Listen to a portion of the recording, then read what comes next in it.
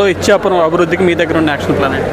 ఈరోజు ఖచ్చితంగా ఇరిగేషన్ కానీ అలాగే డ్రింకింగ్ వాటర్ కానీ ఈరోజు హాస్పిటల్కి సంబంధించి ఇక్కడ కిడ్నీ పేషెంట్స్ ఉన్నటువంటి పరిస్థితి, అలాగే బెంతోరియల్ సమస్య, అలాగే ఈరోజు మత్స్యకారులకు సంబంధించినటువంటి అనేక సమస్యలు ఈరోజు మాకు 2014 నుంచి 2019 వరకు చాలా ప్రణాళికగా చాలా కార్యక్రమాలు చేసుకుంటూ ముందుకు వెళ్ళాం.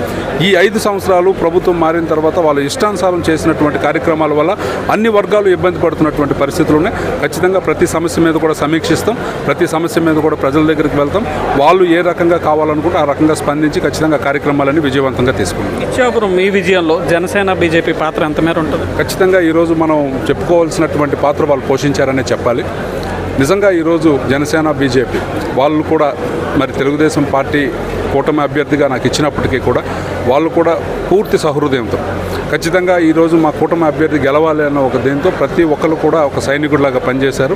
సో వాళ్ళకి నాది నిజంగా హార్ట్ఫుల్ థ్యాంక్స్